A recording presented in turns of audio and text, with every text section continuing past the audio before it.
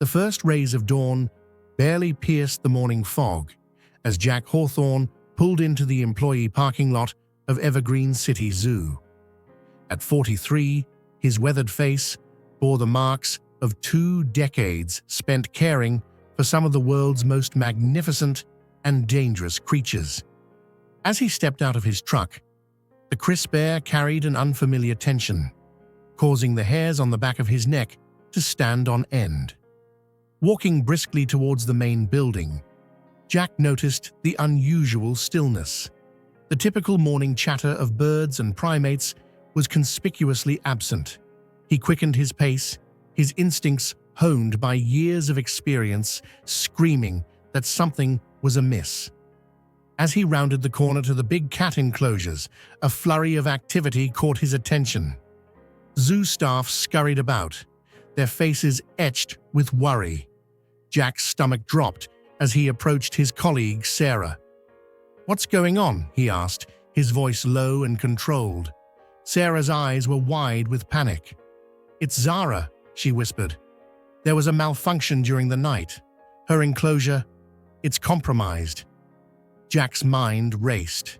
Zara, the zoo's prized Siberian tiger, had arrived just months ago. She was still adjusting, her past trauma making her unpredictable at best. Without hesitation, Jack sprinted towards the tiger habitat. As he approached, he saw the extent of the damage. A section of the reinforced glass had shattered, leaving a gap just large enough for a determined predator to squeeze through. Jack's trained eye immediately spotted the blood smears on the jagged edges. Zara had injured herself during her escape. The realization hit him like a punch to the gut. They weren't just dealing with an escaped apex predator, but a wounded one. Activating his radio, Jack barked out orders. "This is Hawthorne. We have a code red. Zara's out. Initiate full lockdown and evacuation procedures. I'm going after her." Ignoring the protests crackling through his earpiece, Jack moved swiftly through the zoo's restricted areas. He knew Zara's chances of survival decreased with every minute she remained loose in an urban environment. As he navigated the labyrinth of service corridors, Jack's mind drifted to his own scars, both physical and emotional.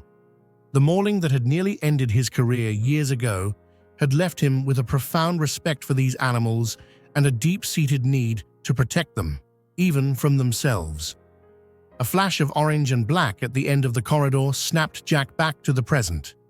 There, not 20 feet away, stood Zara, her amber eyes locked onto him, a low growl rumbling in her chest. Time seemed to stand still as human and tiger regarded each other. Jack's heart raced, but years of training kept his exterior calm. He slowly raised his hands, palms out, making himself as non-threatening as possible. "Easy, girl," he murmured, his voice barely above a whisper. "I'm not here to hurt you." Zara's ears flicked forward, her posture tense, but not overtly aggressive. Jack could see the gash on her flank, still oozing blood. The sight filled him with a mixture of concern and admiration for the tiger's resilience. For a moment, neither moved. Then, with a graceful fluidity that belied her size, Zara turned and bounded down an adjacent hallway. Jack released the breath he hadn't realized he'd been holding.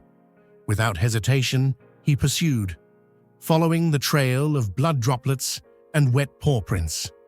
The chase led him through the bowels of the zoo, past startled maintenance workers, and through areas rarely seen by the public. As they neared the zoo's perimeter, Jack's worry intensified. If Zara made it into the city proper, the situation would become infinitely more dangerous for her and for the unsuspecting public. He burst through an emergency exit, the alarm blaring in his wake. The cool morning air hit him like a wall as he scanned the area. Movement to his left caught his eye. Zara was scaling the outer fence with surprising agility despite her injury. "No!" Jack shouted, sprinting towards her. But it was too late. With a final heave, Zara cleared the fence and disappeared into the dense foliage beyond the zoo's boundaries. Panting, Jack reached the fence, his fingers curling around the metal links.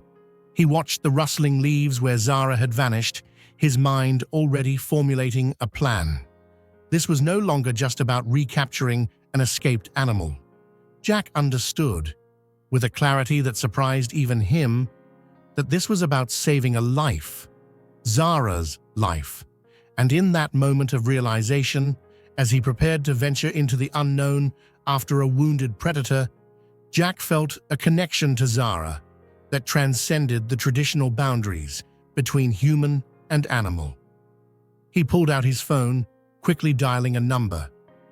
"Director, it's Hawthorne. Zara's made it outside the perimeter. I'm going after her." He paused, listening to the protest on the other end. "No, you don't understand. I have to do this. I'm the only one who can bring her back safely." Without waiting for a response, Jack ended the call. He took a deep breath, steeling himself for what lay ahead. Then, with a determination born of years of dedication to his calling, he began to climb the fence. As he dropped down on the other side, Jack caught a glimpse of striped fur in the distance. Their eyes met once more, and in that brief moment of connection, he saw not just a dangerous predator, but a kindred spirit, wounded, wary, and in desperate need of understanding. With renewed purpose, Jack set off into the urban wilderness, the first chapter of an extraordinary journey unfolding before him.